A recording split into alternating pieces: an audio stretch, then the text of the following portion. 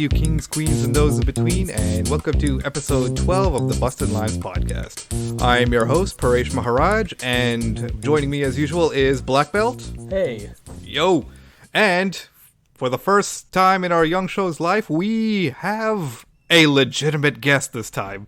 Most of you probably know him from either the One Piece podcast or the Blade Licking Thieves podcast, but I know him as the professional Nico Robin simp on Twitter. Everyone, yeah. Don't worry, I cleared that joke with him beforehand. Absolutely fine. Absolutely fine. Yeah. Yeah. So, Grant, go ahead and introduce yourself. Hey, thanks for having me on, guys. I'm Grant. Like you said, Presh, you probably know me from One Piece podcast guest spots or screaming about Nico Robin on Twitter, or possibly from the other things I do, like Blade Licking Thieves or Super Senpai podcast, or I write for ANN as well, so maybe you know me there. I'm around. I'm here and there. But definitely not sure if I count as a legitimate guest, but thanks for having me on. Glad to be here. Well, you're the first guest we've had that isn't just us DMing one of our friends like, hey, want to record one of our conversations? Fair enough. I am a true outsider. Oh, yes. But yeah, the main reason that I wanted to have you on here is because a big part of the Blade Licking Thieves podcast is that you guys discuss monster movies. So I thought to myself, hey, there's this very underrated European monster movie that I wanted to share with you guys. And it's the subject of our episode today, which is 2010's Trollhunter, or as it's known in its native language, something I can't pronounce. Try it. Go for it. I think it's Trollhunter. That's the best I got. Music to my ears, truly. Yeah, hell yeah. So, yeah, just a brief summary of it. It's a found footage movie. It follows the point of view of three college documentary filmmakers named Thomas, Johanna, and Kala. I think Kalle. I'm going to pronounce it Kala. And they're investigating a series of mysterious, people and bear deaths that have been spreading around Scandinavia. And every time they try to interview someone from the government or any of the local hunters, they always get some kind of vague or not very clear answers, which makes them justifiably believe that something's being covered up. Upon their travels, they run into a man named Hans, because, of course, why wouldn't you have a guy named Hans in your Scandinavian movie? But yeah, it turns out that Hans is a government troll hunter. And it turns out that the reasons for all these mysterious deaths are because there are trolls in the wild. And yeah, that's really much it. The main appeal of this movie, and the reason why I love it so much, is it does the shaky cam thing, but it does it in the right way. And what I mean by the right way is that it feels very grounded and very real, because the amount of detail that they go into with the lore, so to speak, and all the behind the scenes of what would go into a real life troll hunting operation that's trying to keep a low profile. But we'll go ahead and we'll discuss that later on down the road. The first thing I want to do is I want to ask you guys, did you hear about this movie before I recommended it to you? And let's start with Black Belt first. I mean, I knew of it mostly because I had seen the posters back when the movie first came out, and for context, even though in the actual movie it does the standard, and it does really well, the standard monster movie thing of where it really builds up a long time till the first monster appears. And, the found footage thing is hard to get a view on it.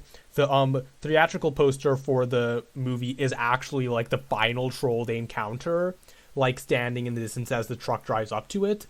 And, just because I enjoy giving everybody on this podcast gray hairs, I was, 10 years old when this movie actually came out in theaters. Oh, God. But, I remember 10-year-old me looking at, the fucking size disparity and thinking, fuck yeah, I'm going to become really obsessed with this genre and have a podcast about it in 10 years. That's exactly what I thought.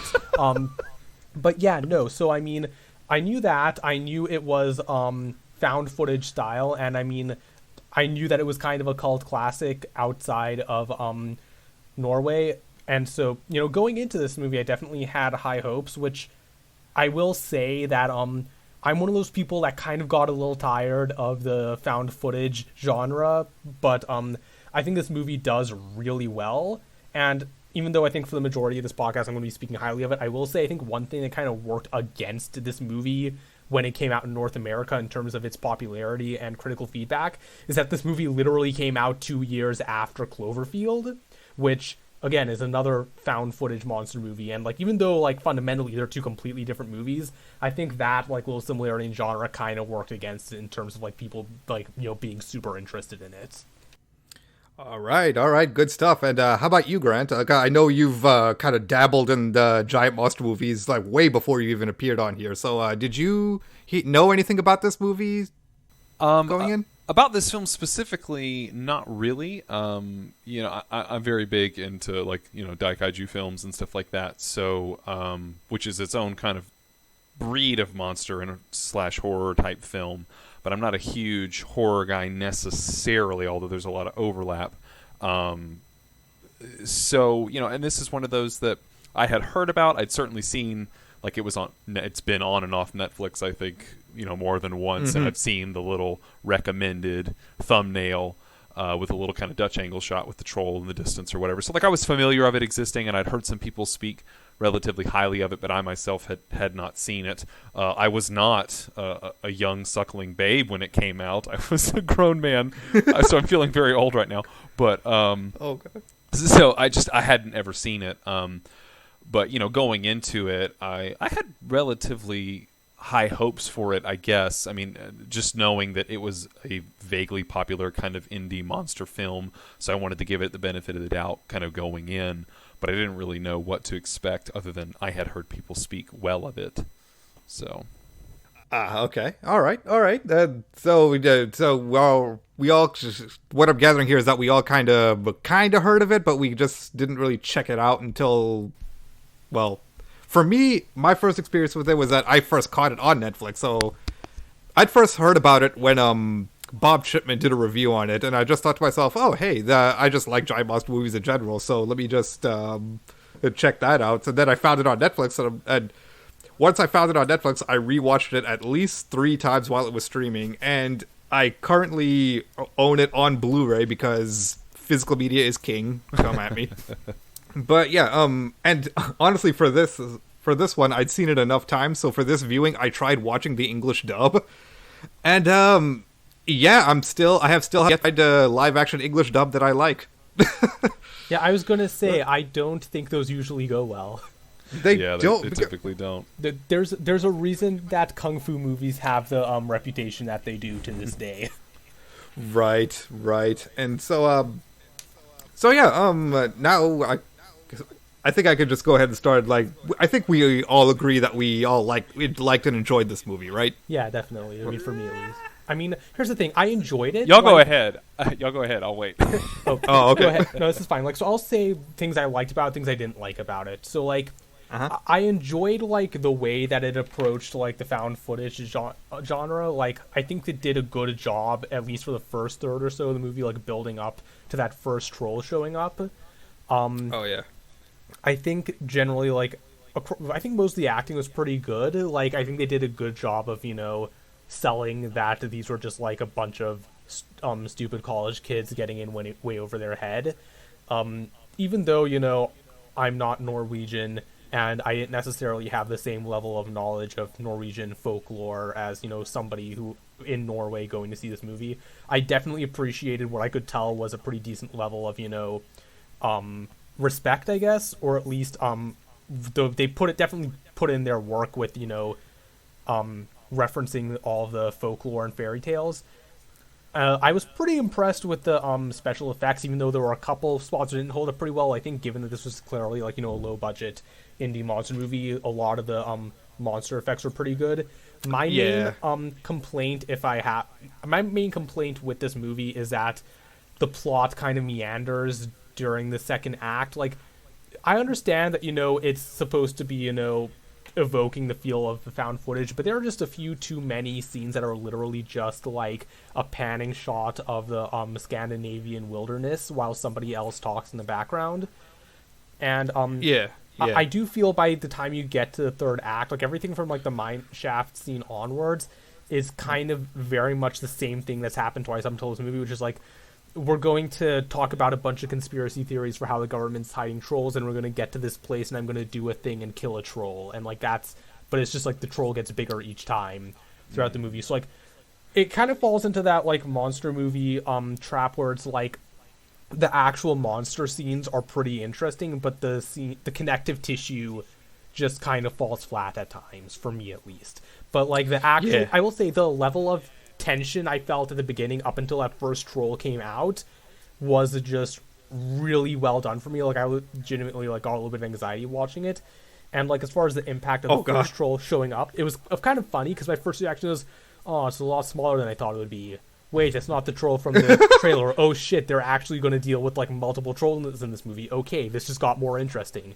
And like, all right, yeah, all the night vision scenes, I loved that. But like, one thing that I will say, like, and this is probably the part of the movie that I would going to talk about the most, aside from the actual trolls, is so one aspect. So generally with the trolls, they try to provide some sort of like scientific, pseudo-scientific handwave for how trolls exist, the same way they do in the folklore. But the one thing that they completely handwave and offer no actual explanation is the fact that trolls can smell and hate Christian's blood, a Christian man's blood, right. And like. It gets the first cameraman. Yes, they go through multiple cameramen. The first cameraman gets eaten because he lies about the fact that he's a Christian for the whole movie, and it comes to literally bite him in the ass later. So, shit, it does. Oh my god. So the great thing about this is that the way they end up dealing with this in the third act is when they go get a new camera person, they get a Muslim woman, and when they ask the veteran Hans, the veteran troll hunter, hey, so she's not Christian or Jewish, is Muslim going to be an issue? His response is literally just like, I don't actually know. I guess we'll find out. Which, first of all, I just appreciate that apparently in some crazy fucking Scandinavian folklore corner of the world, there is apparently an actual war on Christmas going on. That's pretty neat. But also, just... First of all, the very literal approach to this is that apparently these trolls just really fucking hate Christians, but like Muslims are totally fine. And apparently, like, you know, the scent of your blood indicates a religious belief, and or like the fact that you can even think about God. That's fun to unpack. But also just from a literary folklore standpoint, this is one of the few aspects of the movie's lore that I can actually talk about because I took too many literature classes in school. But in a lot of older literature, the term Christian or a Christian man literally just meant human, which that is a whole thing you can unpack on its own. We don't have time to get into that. But yeah, so like the whole thing was like, the whole idea was that when these ancient folklore is that there were multiple humanoid beings on Earth, like humans, trolls, etc., and humans like basically ability to be Christian is what separated them from the other humanoids. Again, a lot to unpack there. But so that is just kind of interesting that I can understand why they might have chosen not to go with that interpretation of the folklore. But yeah. But I do like the idea that, you know, if Scandinavian trolls are real and they are an issue, like there's an entire army of like brown people out there who can just be like, yeah, no, they like don't even pay attention to us. We're good. Yeah. So yeah, that is my takeaway from this movie. Oh my god! Wow, yeah, it bringing up a lot of things that I hadn't even considered there. But so Grant, I caught your little there. It sounds like you were kind of lukewarm on it. Yeah, this was very. I mean, I struggle with this because I don't. I certainly was coming into it not sure what to expect. But found footage horror specifically, to my mind, I guess it's kind of like there's a difference between theater and musical theater, right? And when you say, oh, we're going to go see a musical, you kind of know you're going to divide the room. Like, it's like, okay, there are some people who just, at like face value, I don't do musicals. I can't stand it. They drive me up the wall. Or some people that could kind of accept it. For me, found footage is in a similar space. Like, as soon as I was like, oh, God, this is a found footage film, I was already Like, I'm that person who doesn't like musicals, and you've just sat me down for Les Mis. Like, I'm gonna be miserable for 3 hours. Sorry. That's fair though. It's okay. It's okay, and that's a personal preference. It's not like a thing where I'm like, this isn't real film. It's not that. I just have a very strong opinion about. For me personally, as a viewer, I don't enjoy found footage films because I feel there's like there's a reason none of the Blair Witch sequels worked. Right, and even exactly. I feel like, especially as a film that, and this is a criticism I bring up a lot, I feel like certain things are stronger in shorter bites. This film is pushing 2 hours. Mm-hmm. That is a long time, and because of the fact that it's found footage from a single perspective, you're limited in what you can do, and you have to make certain leaps happen that stretch sort of credibility and that verisimilitude of being in this. I mean, the whole point of found footage is it's supposed to feel like it could happen to you, to anyone. So you have to make certain things happen to keep it going. Yeah. On top of having a lot of filler stuff with, again, just panning. Here's a very nice panorama of Norway, and here's us in the car again, and so on and so forth. And then on top of that, you don't have things like music. You can't jump to another perspective. So I don't. There's a lot of like, we're in the car now, or we're running through the woods, and that could be literally any found footage horror film. Yeah, no. So found footage horror films, more than a lot of other horror films, really require the protagonist to lack any kind of common sense in order to not only justify the camera being on the whole time, but to justify the movie lasting more than 2 hours. Yeah, which is exactly. why the movie only works because the main characters are 3 dumbass college students and a too old for this shit, too tired of my fucking job, old man with a big flashlight. That is the only reason this movie works. Yep, that's exactly it. That's to its credit that I don't hate it, because I already this is found footage horror. I was like, oh god, here we go. But I actually I'm just mixed on it, because I feel like I understand found footage horror film is often a budgetary choice as much as a creative choice. It's very easy to do found footage horror because you can just run through the woods and breathe really heavy, and by God, you've got 40% of your film right there. So I understand that choice.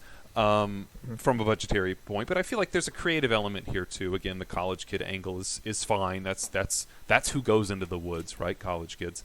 I like the angle that it's very much about this experienced troll hunter. But I feel like, ironically, the thing that would have been more interesting is a much more like mundane take on like a guy who's about to retire and or quit.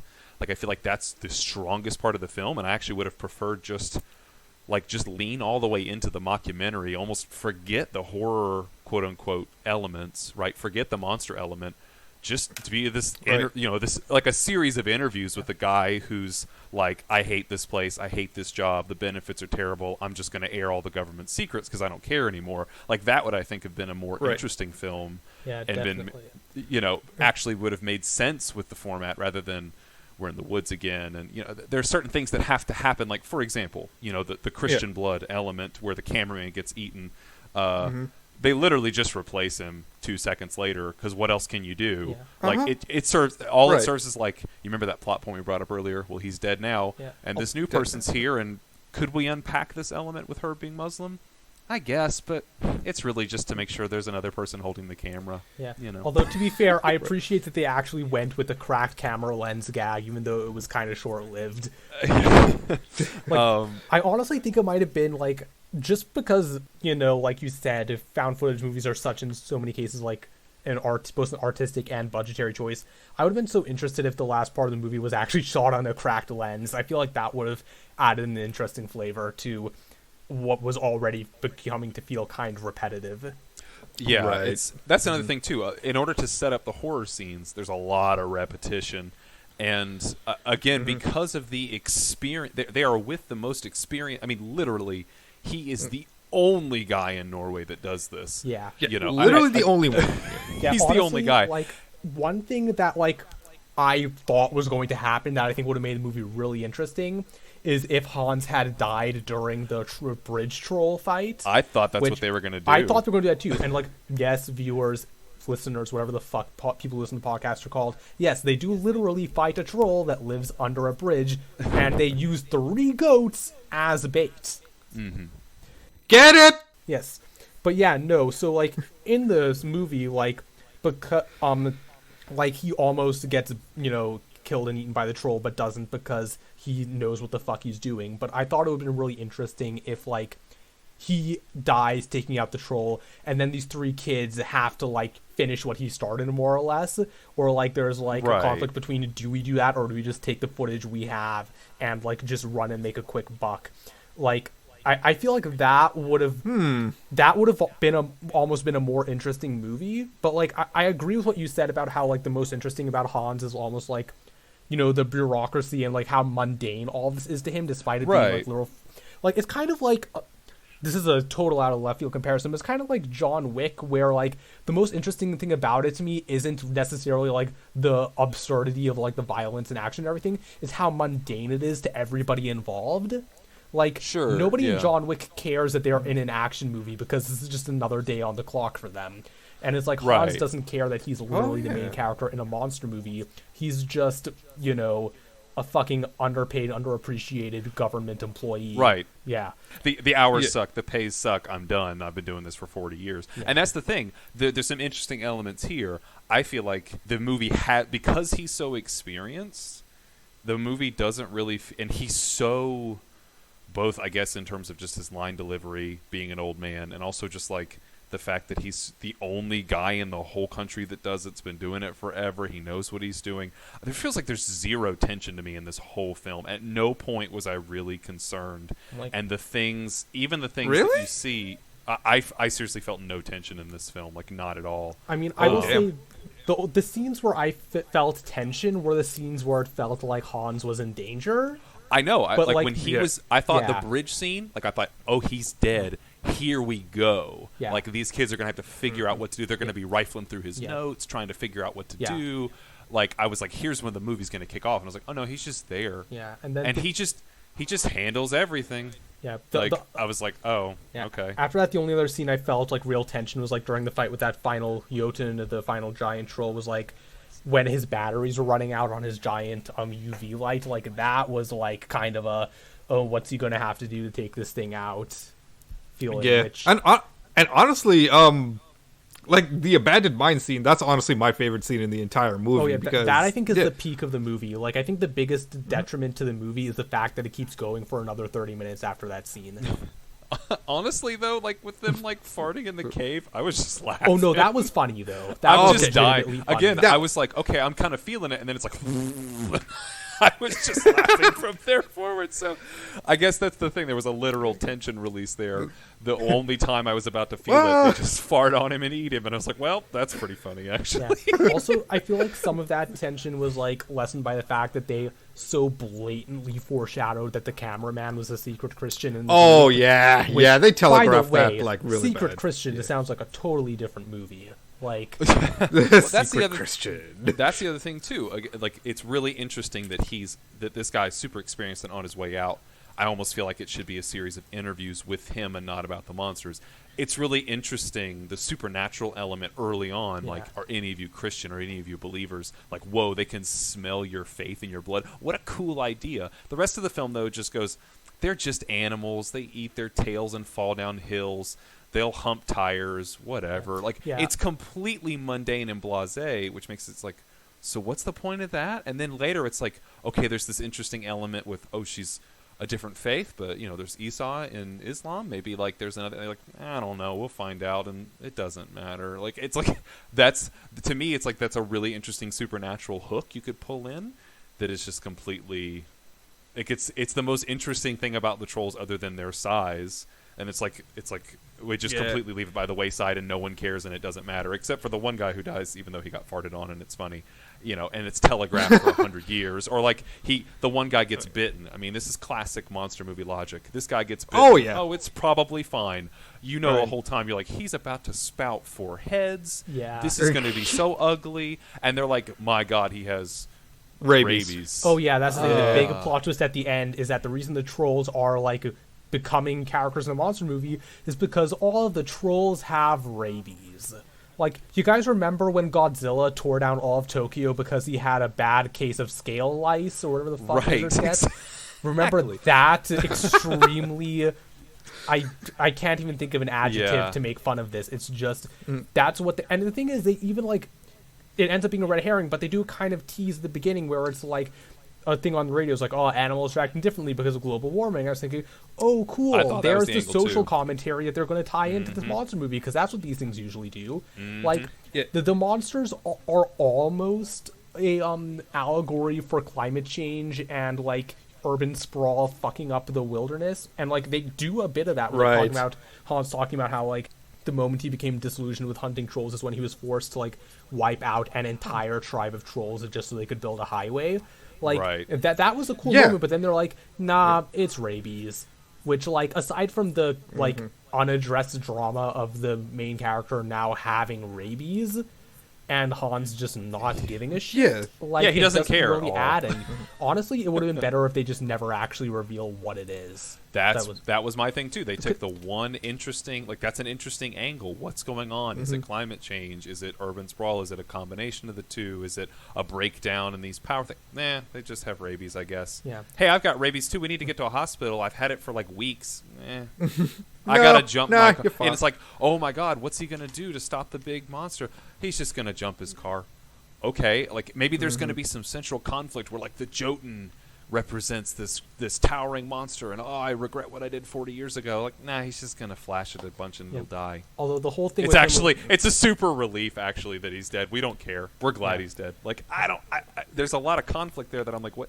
What are we doing here? It's like if at the end of King Kong they were just like, well, nothing was learned here. You guys want to go try and find another one of these? I'm sure there are a bunch of them on that island.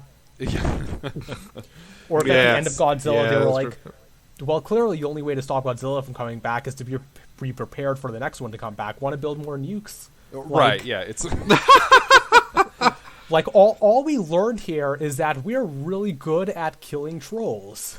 Yeah, right. And even the thing with him, like in the 70s, it's like it just kind of drops it out of nowhere. There's no build up. Like, like he doesn't like I don't want to talk about it, or I have these regrets, or like there's no build up to that. He seems pretty just kind of like it's more about the pay and the hours. It feels like there was a script change, or that this was a shorter piece to begin with and got extended because it seems but also have you ever talked to old people about their job that have worked for the government? They will drop the most wild shit on you out of nowhere and then be like, yeah, but the pay was nice. Like, honestly, what this movie reminded me of was that when I was in college, one of my professors was former CIA. He was a desk jockey. He wasn't like a field agent, but like he was former CIA, and he taught his classes about like espionage. And he was talking about how like he had gone to an engagement party for one of his co-workers because the woman getting engaged was trying to set him up with one of her friends, and it didn't work out. But then the guy, like the groom to be in that engagement party, ended up being like one of the most like damaging Russian spies in history. Like he leaked American data to the Russians for like 20 years, and like he was literally just telling it as like, oh yeah, that fucking annoying guy that I work with. By the way, here's a news documentary about all the crimes he committed against his country. It's fucking dude. Like, this man has his own Wikipedia page with a section specifically for treason against the United States, and you're just bitching about him because he was your annoying-ass coworker. Like... But I guess that's just it. I would have preferred a short mockumentary about a series of interviews with a disillusioned former troll hunter, and not even the troll hunting itself feels like a pretty standard horror action flick with a big confrontation at the end with a laser beam and bazooka and special missile for some reason. It feels completely disconnected. It feels like it's not even from the same film. It's a cool movie concept that's trying too hard to be 2 hours long.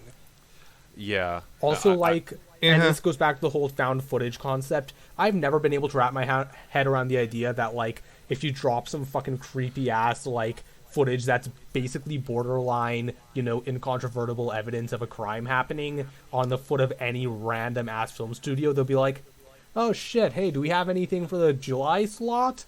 No? Cool, edit this fucking Baywatch episode with a horror movie recorded over it. Edit this into something we can, like, market to teenagers. I don't fucking know. So, I liked it. Oh no, I this liked movie. it. It's just that I mean, look, I enjoyed watching the movie, but there's a lot of stuff in hindsight that's kind of like, did that movie really need to be 2 hours long? Like, Yeah, an hour that's and the a thing half about of it. that movie was like an hour of a really fucking good monster movie mixed in with like another 30 minutes or 40 minutes or so of like, these white kids are so fucking stupid. Yeah, honestly, yeah. But Yeah, yeah, which I mean, yeah. I kind of want to move on to positives now because I feel like we kind of spent this that's first fair, time that's just. Yeah, as I guess as soon as you kind of probably figured out by now that we're not going to hold back on spoilers on this. So yeah, because Colin dies, everyone, because he lied about being a Christian. So but oh man, I think it was because I watched the Crocodile Hunter a lot growing up. Get a Crocodile Hunter Trollhunter suit I did there, pull a little. I see what you did there. I don't get it. Please spend the next 30 minutes explaining in explicit detail what that joke means. But okay, so I was really just fascinated, just like I was able to just like suspend my disbelief and just see it was like, oh man, this is real. Like, oh, this is here's all the paperwork that he has to fill out, and this is all the different types of trolls, like the Tosser Lad or the Ringlefinch and the Jotnor be living in Jotunheim. I see what you did there. I know Norse mythology too, and. Oh my gosh, and but I think what we all could agree on is like this movie should have been about Hans. Like it didn't even need to be sure. a found. I mean, the movie is named after him. Right. Yeah, and But, the biggest thing that can be an arrow in the ankle for a movie is like if the most interesting character in the movie is not the main character. Because then it almost feels like you're watching a different movie. Right. And hell, I even have my own little criticism about it because there were some shots, the way they were edited, it was really illogical to me. Like there was one shot where in order to get it, the cameraman had to go into the car, step out of the car to film the car, and then get back into it. I don't know if anyone else caught that. So it's just like. Are these guys, okay, I know these kids are stupid, but they're not that stupid. But Yeah. Well, you have to remember they were planning on making a movie, so they had to keep telling Kala, Kala, you forgot we have to get an angle of the car outside before we come inside and start talking about this. Get out and start recording again. Do it over." Right. Like honestly, what all I kept thinking is like people talk about like those fucking Bear Grylls shows is like everything you think is super cool that like the main guy is doing. Remember that someone else had to do that holding a fucking boom mic and a camera. Right. Oh shit! Yep, exactly.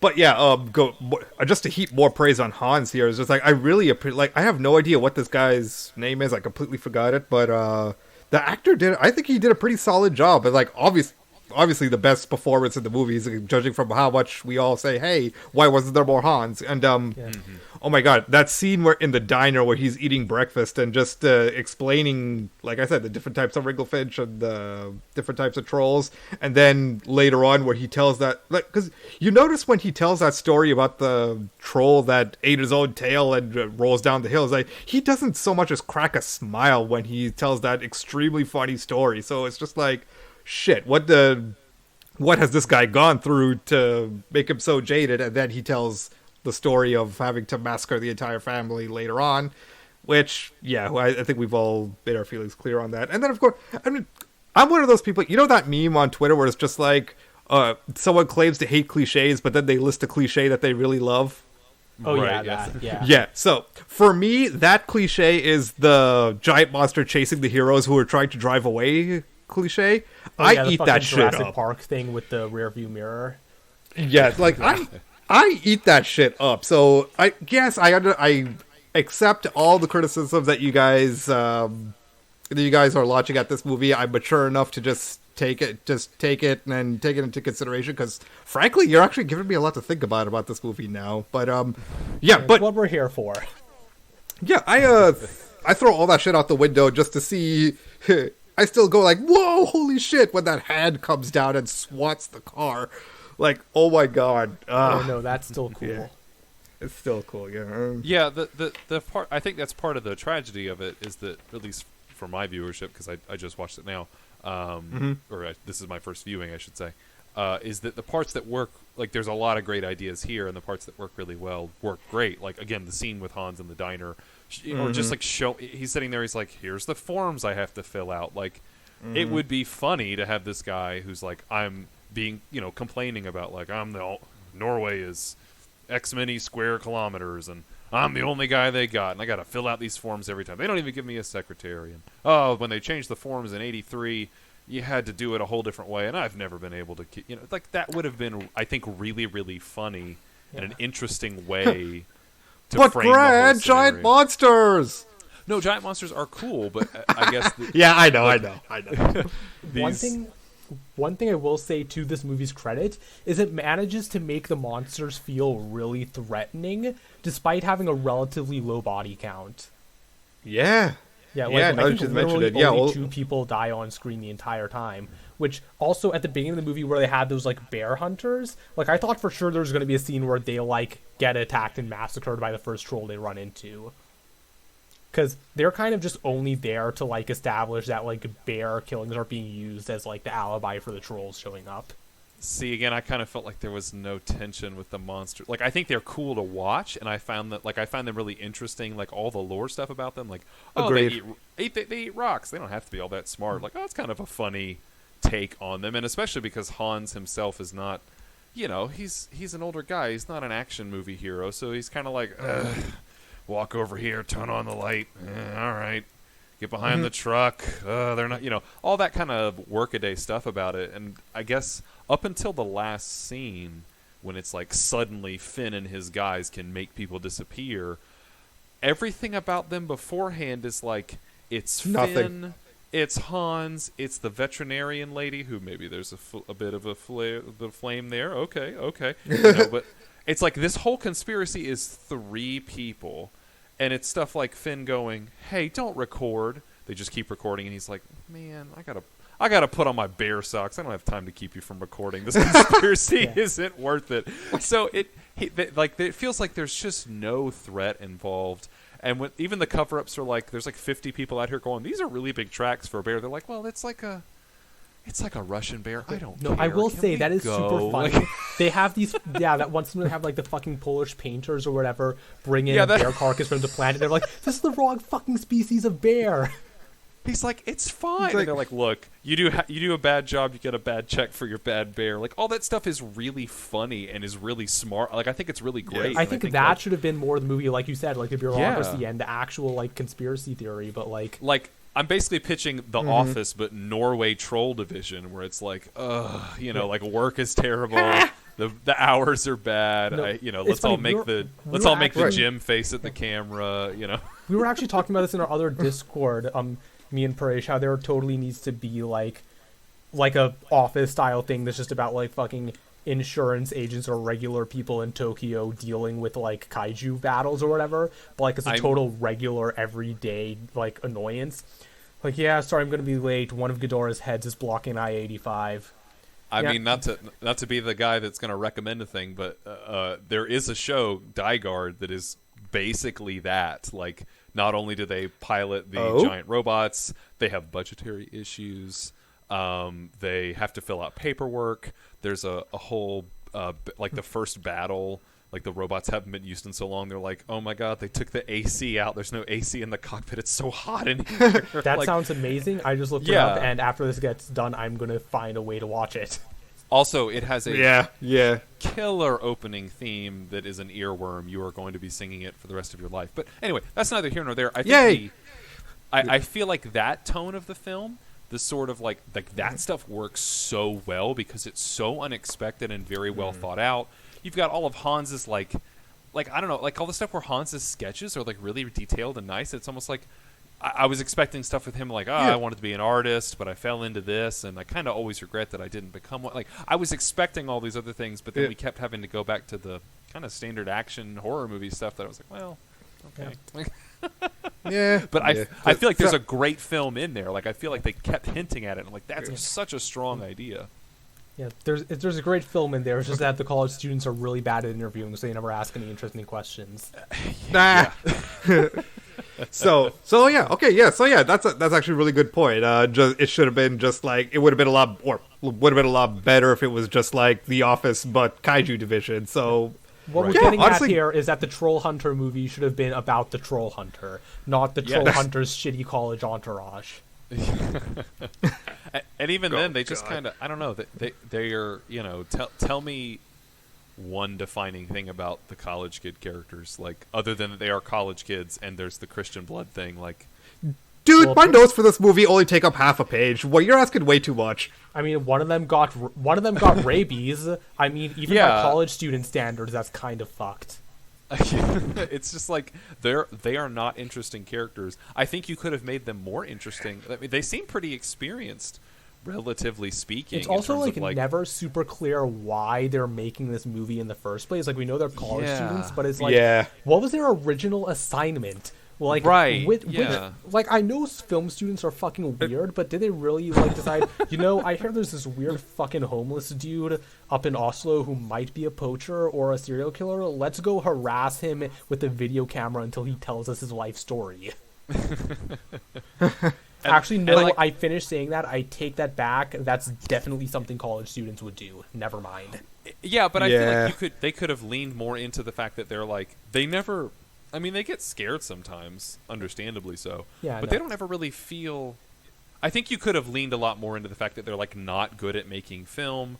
They're not good at doing this. They're not good at interviewing. Like, you could have made it, like, juxtaposing these, like, awkward kids doing a normal thing, making a film or a documentary, versus super experienced guy who has the weirdest... boring job in the world, hunting trolls. Right. Like that would have been like there's an interesting dynamic. There was an interesting film there that they pretty much are just an experienced crew and they have like the sound equipment and everything, and there's never really any problem with making the film. They don't ever try to, other than like be bored in the woods, they don't ever like, let's try to get a really cool shot and do something really dumb to like mess with Hans. Other than like they just shouldn't be there at all and don't, I don't know. I guess I was expecting a little more awkwardness or clumsiness from them. I just want to see a found footage movie where someone leaves the lens cap on, or the camera's upside down, or somebody's talking for like 5 minutes straight and the mic isn't on. Like I just my biggest problem with found footage movies is that the footage is too immaculate to be just randomly found footage. Like the footage needs to feel like the person making it, like you said, has no idea what they're doing. Right. Yeah, I'm writing all this down, by the way. Yeah. Or even things like, there's no times when they, like, talk to the camera and be honest, like, man, this is really weird, or, like, this trip is going a lot longer than we planned. Like, it feels like those would be some good moments to have for the future. Yeah. But they're not there. But also, and there's this whole thing, like, oh, this film is not edited. But, like, I don't know. Like, the film is clearly... edited. I want to see. It's so obvious. I'm going to call myself out here. I want to see a found footage movie where the opening is just the main character very irritated. He's like, okay, we're going to try this again because somebody doesn't know how to turn a fucking microphone on. And then it's just like giving like his opening spiel that he's clearly had to say for like the third time and just kind of going through the motions just so he can get to the good shit. Like I said, I want to feel like this was done by amateurs. Right. They don't ever talk about like other films they've made, or this was like that one time we, like it, because they seem to have done stuff like this before. This doesn't appear to be their first project, and it feels like there's times for them to maybe give a bit of history. We just don't get that. I don't know. Yeah, we don't even get it in a lazy way. Like, hey, remember when we met in the library at film club and we decided that we both enjoy harassing elderly people with our cameras? Like, that was the beginning of a beautiful friendship that's going to end in a few minutes because that troll's going to eat us? Like, we don't even Look get where that. we're at now. I think two things that really worked against this movie is that, like we said, it was clearly made on a budget. They were probably on a tight schedule. They probably had to like rush a bunch of stuff. So honestly, I should have looked this up before we started recording. As like, because this feels like a directorial debut from let me squint at the guy's name, Andre Overdahl. Yeah, this feels. I would not be surprised if this was his first foray. Which honestly, even if it is, I think he did a pretty good job. But there is room to grow. Yeah. I'm willing to bet he walked into the boardroom one day. He's like, okay, guys, good news, bad news. The good news, the trolls look great. Bad news is we've got like $2 left in the budget. So who wants to make a found footage movie? I guess that's the thing that's like, because it's found footage, both for its time, as you mentioned, Cloverfield, another found footage horror film that was much higher profile and came out roughly the same time. Like, it's hard at the time; it would have been impossible not to compare it to that, which is also a film I don't particularly care for either. Again, found footage doesn't really work for me, but it's impossible not to compare it to that in some sense. But at the same time, watching it in 2020. The sort of mockumentary where, you know, embedded footage look is just, to me, mentally, it's inseparable from reality TV. So, like, there's this barrier of just, like, I don't even want to look at this, that it just immediately comes up. It's not like, say, you know, an Arrested Development has aged poorly in some ways due to behind-the-scenes stuff, but, like, Arrested Development being not a single-camera sitcom, being a sort of mockumentary-style sitcom was kind of fresh in 2002 or 2003 whenever I saw it then. Now it just looks like literally everything else on TV, because everything looks like that now. Like, you know what I mean? The cinematic language of the sort of reality show or found footage look is not fresh in the slightest, and I also don't like it to begin with, so I just kind of like, I just wish it looked different. And also, one question that was kind of popping into my head was just like, I wonder how much of this movie would make more sense if I was more familiar with like Norwegian politics or anything like that. Because Grant, I think you brought this up. You mentioned just how small the government is and just how like there's only 3 people behind this conspiracy. And I'm just thinking to myself, I wonder if that's just like how that would be in Norway. You know? Sure, yeah. Is that a commentary on Norwegian systems? Like, okay, there's literally just 3 of them, but then at the end they're just they can disappear people, and I don't know. Like, there's some. Again, I feel like the screenplay started much smaller, went through revisions. Somebody felt it could be a bigger film than it probably ought to have been. You know, like this feels like you guys mentioned, it feels like a first foray to feature-length film that maybe conceptually maybe should have stayed a shorter film, or been 2 separate films. Again, it feels like the action horror stuff and I guess that's the thing. None of it is bad. Like, it's not like, oh, terrible. Again, I pretty much enjoyed, or at least was okay with what was happening at most points, just because, you know, it was of enough. The execution was of a high enough caliber that I wasn't ever like, well, this is just embarrassing. But because of its length, because of its subject matter, and because of how brilliant the I'm about to retire, I'm so tired of this job angle is, it makes you kind of call a bunch of other stuff into question. It's like, is all this other stuff really even necessary? Because it sounds like your real winner idea is right there. Like, that's the one you would run with. And like even the things you would expect from a found footage horror film, for example, you're like, oh my god, I bet the effects are terrible. The trolls look fine. Like, they look great, actually. I think. And even the times when it's like, okay, we're clearly using night vision here to kind of hide and mask a few things, I think it actually works great. They should probably look a little unnatural and weird because they're giant trolls. Like, all the visual effects look really, really good and have a lot of budget. Yeah. And again, then that just makes you go, okay, why are we doing found footage again? Because it doesn't feel like that was it doesn't feel necessary. All this stuff looks really terrific. Yeah. Like, I'm just thinking, I understand, because I'm thinking to myself, just like, you know what would have really improved this movie is like, if it were filmed like Pacific Rim or something. Yeah, just film a movie. Just like make a regular film. Yeah, you know what would improve this monster movie? If I could see the monsters. Which the monsters look good. There's the mocap is really good on them. There's a good variety. You get a different. There's not a whole lot of screen time for them, but they feel really distinct. Like, oh, there's the 3-head ones. There's the Mountain Kings. There's the Jotun. Like, you know, they have enough for what are essentially just big clumsy guys going roar. Like, they have enough of a different vibe. And that the especially Hans, like the actor, he really sells like, no, this is different. We have to do this. We have to do that. So like, all that works. That's all fine. Yeah. I just feel like that's a different film from the bitter, about to retire guy who's like, my pension's not going to be high enough. I shouldn't have done all this. Remember that stuff I did in the 70s? Like, you know. Yeah. It's just, I think one cool thing about the Trolls is that they kind of walk that fine line between sentient, hungry being and like, you know, scared wild animal, and like they lean one way or the other depending on what they need for that scene. Like, and the final like Jotun at the end is like kind of both.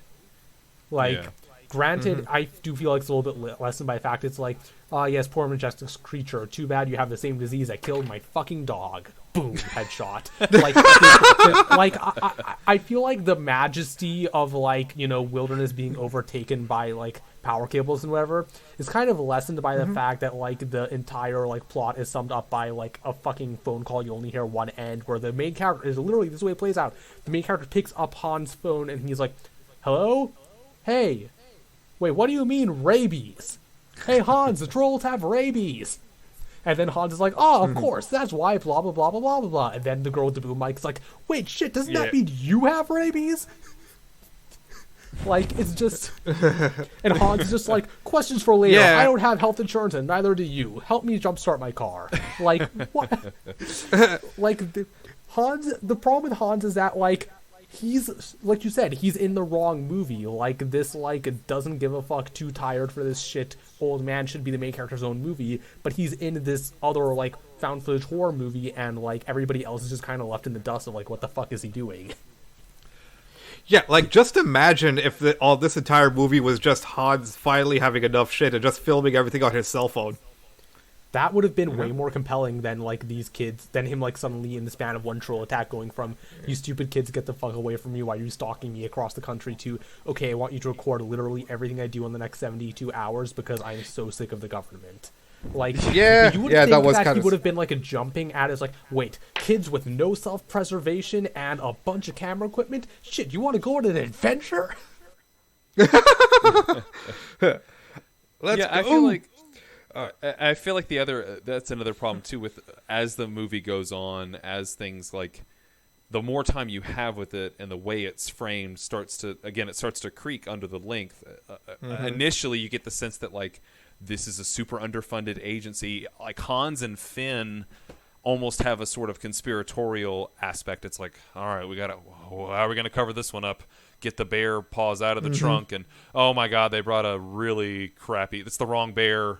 I guess we got to pay him anyway. Yeah. But then framing Finn as a villain, eventually he's like connected to the prime minister and doing press conferences. Right. And they build power stations that go nowhere. And it's like, okay, wait, now what's the funding here? What's the funding discrepancy? Because at first it feels like the troll division is 7 people. No one believes in it. We're trying not to get shut down this year in this fiscal year. So we have to hire, painters from another country, and we just use the light bulbs we have in our truck. Versus, okay, well, if the prime minister's connected and they're willing to build towers, and the thing that'll stop these creatures is flashlights, and you're willing to like disappear college kids and stuff, like just hire 10 guys with flashlights and just do. And like clearly they've established, like in the 70s, they'll just wipe out hundreds of them. Like, why is this a problem again? It starts to. That's when it starts to. The logic starts to break down, I guess, is the problem. And see, that's the thing.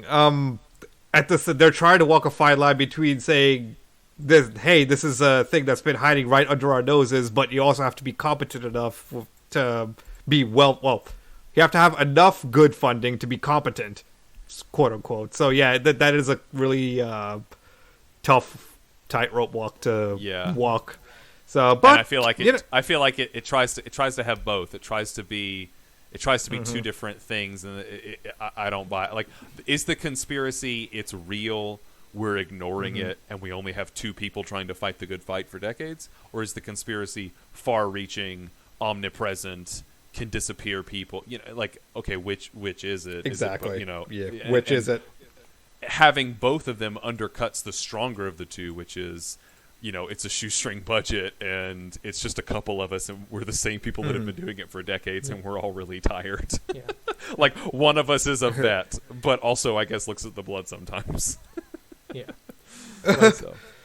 Yeah, no, and one thing that, like, I think might have, like, added to this movie somewhat is some kind of, like, even if it's just one, like, some kind of acknowledgement is like, hey, so do other cultures, like, creatures of folklore exist and have shit they have to deal with? Or are we literally the only continent that has fucking trolls? Right. Like, Hans couldn't even be something like, yeah, no, I met a guy at, the Monster Hunter convention, dude from America who has to deal with Sasquatches all the fucking time. Way harder to deal with than trolls, actually. But, like, or like... you call them Sasquatches in North America or whatever, but I'm the Norway guy, and here we call them trolls. Like there's some interesting world building and stuff that, like you're saying, that could be going on here, but we just don't ever really get to it. But the thing with that is, it's like you don't even need to do that much world building. It's literally like folklore. The world building has done with you. You just need to check off the box that says this is real in this movie. Right. It's the easiest fucking world building because it was done for you by people who, back when Christians were actually persecuted, and like. Trolls could be an allegory for whoever was doing that at the time, I guess. I don't know. I keep bringing that up because that's what's sticking with me from this movie, I guess. That supernatural element to me is one of the most interesting hooks. Like, what a cool thing to set the troll apart from an ogre or a Sasquatch. Like, this kind of supernatural faith hunting. Like, oh, that's a cool thing. Like, and ultimately, I think, as we've talked about it more, that's the one thing that's disappointing me the most about this movie, is that you have the supernatural and, like, the very grounded science aspect of it juxtaposed, but they never conflict or really interact in any way. Like, Hans never really had the feeling of, it's like, I'm out here with fucking, like, blood syringes and flashlights, but I'm fighting things that obviously have some supernatural power that I don't fully understand and can't rationalize. Like, I almost feel like this movie would have been better if, like, maybe Han's just a little bit younger, like, young enough to actually, like, have some questions about what he's doing, and not, like, he's cool because he's jaded, but also, like, Hans is very much a character at the end of his character arc, and, like, that whatever got him to where he is at the beginning of this movie is much more interesting than anything else that happens in this movie. Right. So what I'm gathering from here... Oh, sorry, I was going to say also, just to buoy on that, like, what an interesting hook would it be to, like, have Hans be very sort of blasé about having to use all these sort of faith implements, crosses and garlic or holy water and all that stuff. But it's just the tools of the trade. He has no faith, right? He doesn't care. He doesn't believe in systems or institutions. He just uses them because they work. He only cares because it's functional. It doesn't really, the actual supernatural element. Like, what an interesting conflict that would be to have this character who is, covered in crosses but lacks faith kind of thing. Like, that's a cool angle. We just don't get that. Yeah, the dude's one crucifix away from just being a more bureaucratic Van Helsing. Right, and how cool would that be to, like, does he he doesn't pray, or anything to keep the trolls away. It's just fire insurance, right? He doesn't actually believe, it's that kind of thing. Like, what an interesting angle to play on that would fit really well with the character. But again, I feel like that's a screenplay issue, that was a shorter, interesting hook for a shorter, more interesting work, and then it got turned into a much longer thing, and that just kind of got lost in one of the revisions or something. Yeah, and he doesn't even get, like, any fucking, like, cheesy action star lines like, I don't believe in hell, but I'm probably going there anyway, or some shit like that. Right, yeah. Like, for what I did in the 70s, I'm going to some kind of eternal punishment. Like, it's all right there. Like, right before he fires at the final, he could have been like, I'd say see you in hell. But if I believed in that, I wouldn't have been in this line of work that long. I'm rambling a little bit too long, much like this movie. So yippee-ki-yay, motherfucker. In the time it takes him to say that line, the yawn just squishes him. So basically what I'm gathering from all this is that Hollywood needs to give us all the money so that we could remake this movie on Montana or something. Okay.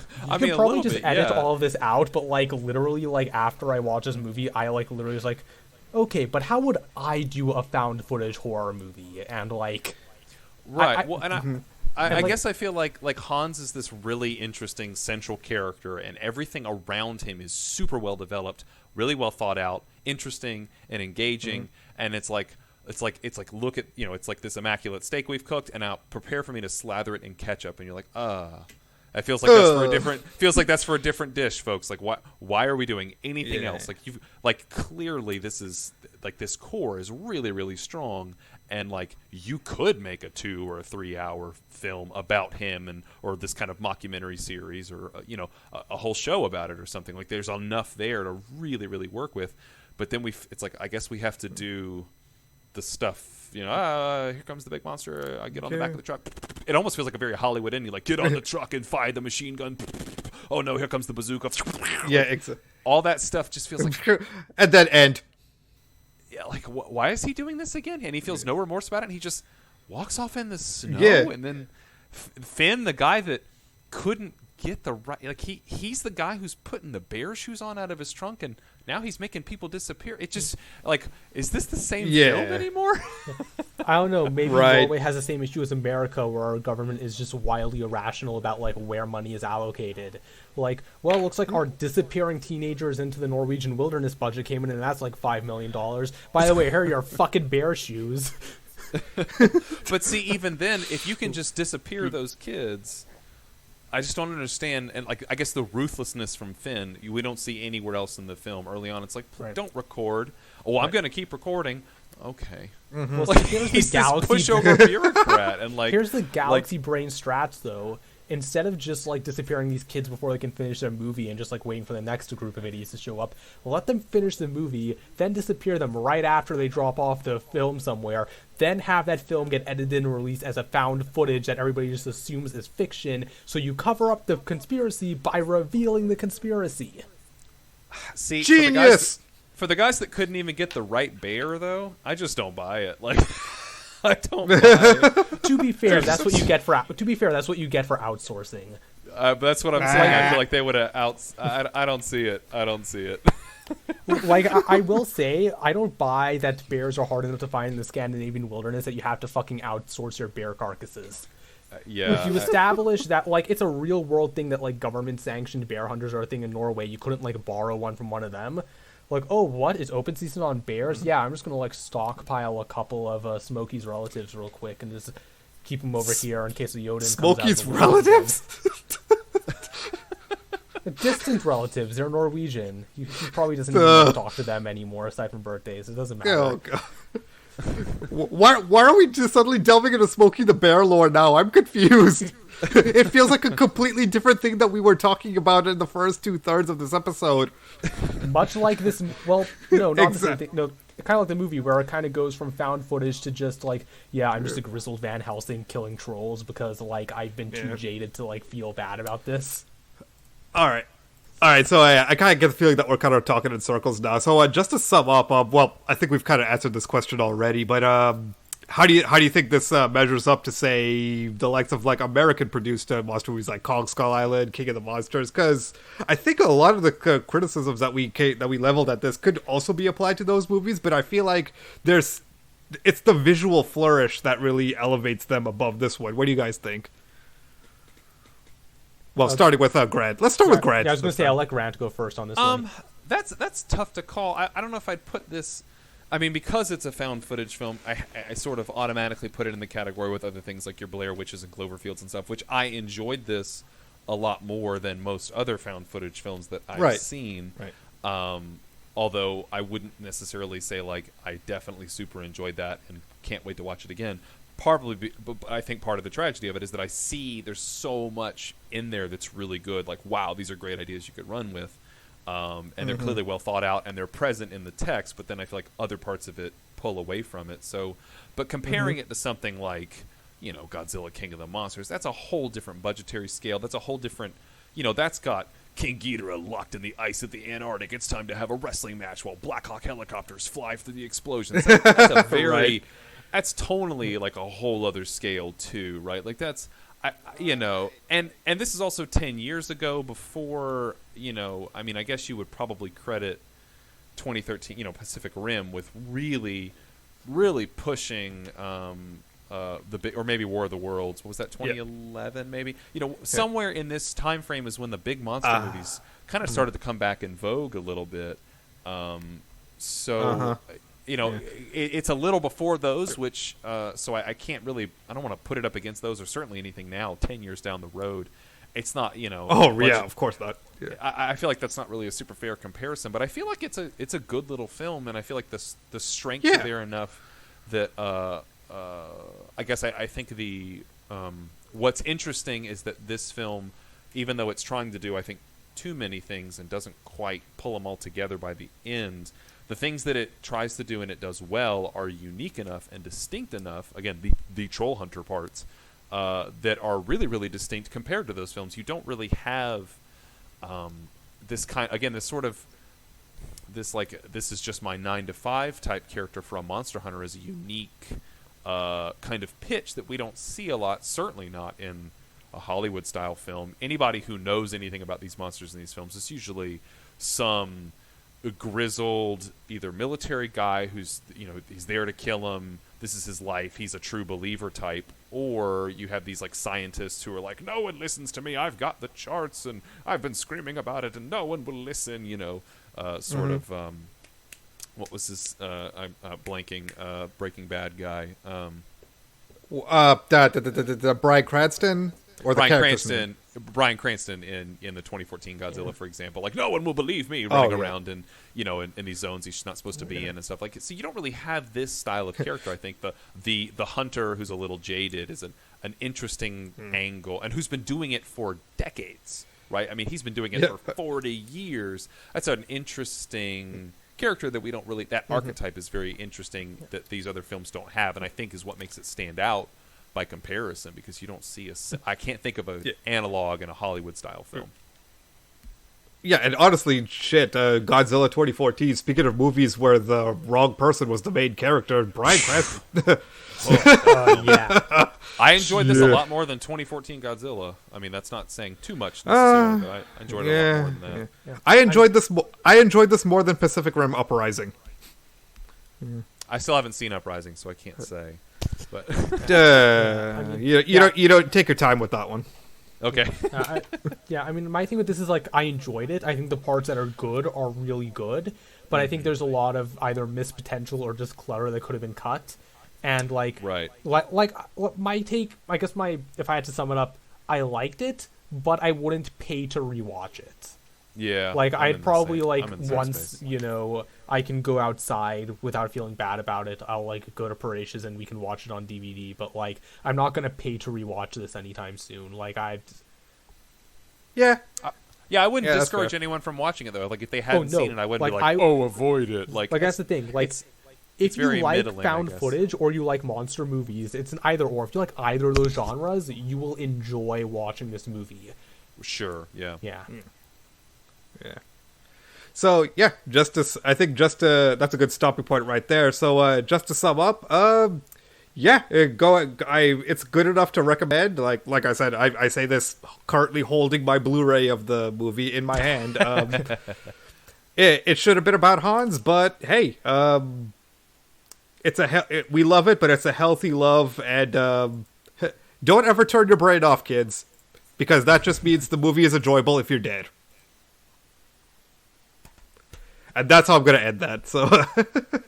So, thank you, Grant, for coming on. And I know the scheduling has been batshit.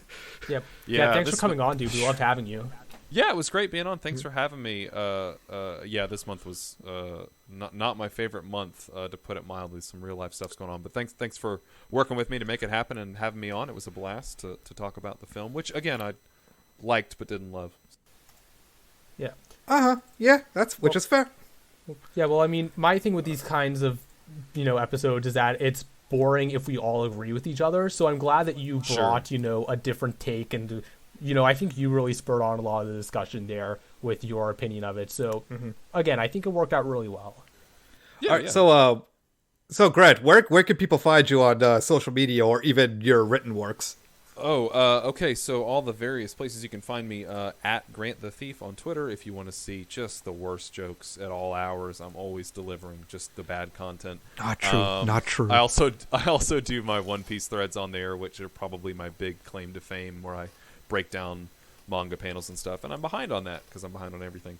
If you want to hear me talk about films like this, Blade Licking Thieves is a podcast from me and a couple of my buddies who we've been friends for a long, long time. We've been talking about movies together for a long, long time, and we introduced a mic into the equation. And you can also hear me on Super Senpai podcast, where me and another buddy, Pat, we review tokusatsu shows. We're working our way through Ultraman Mabius right now, really enjoying that. And that's just good fun. You can find my writings at Anime News Network. I am the One Piece anime review columnist, and I also do little bits here and there. I did Monster Girl Doctor last season. That certainly was a thing, that a grenade I had to jump on for the betterment of the team. I'm doing the Golden Kamui reviews right now, which are hell yes. much higher quality than the Monster Girl. Yeah, hell yeah. Episodes. Okay, if you have to black belt. If you have to follow, if you only have time to follow one ongoing anime series for your entire life, start with Golden Kamuy. Golden Kamuy is terrific. Because Grant, I don't know if you noticed, but my Discord profile pic is Koito. I know. I noticed that when I logged in. I was like, yes, a person of culture. I see. Yeah, no. I'm a Tanigaki guy myself, but that's neither valid. here nor there. Valid. Yeah. Sorry. You can also find me. I've written for some other places too. I write for Yadatachi on occasion. I've written for a few places like Zimmerit and stuff like that. And you can also. I think that's it. I think that's all the places. I don't know. There's a few. You can find me around. Jesus, that's a lot. Yeah, that's a lot. I got a couple spin-in plates. All right. So yeah, and as usual, you could find me. My name is Paresh Maharaj. If you want to follow me for our wrestling live tweets and occasional cat pics of my office cats, Snickers, LB, and Mox. Or if you just want to follow the show, where you'll get, well, less of the same. You just follow us at Busted Limes on Twitter. That's limes with an M, like the fruit. And my personal Twitter is at NobleKind92. And yeah, that's pretty much it. You can find me at Black Belt. You can find me at Black Belt 1998. But like, I don't really have a brand. I just like tweet about wrestling and video games and retweet people who are smarter than me about shit. But like, follow me there if you want to hear the deranged ramblings of a 22-year-old, I guess, if that's your thing. Really selling myself here. That's why Paresh handles all the podcast stuff and I just talk. All right.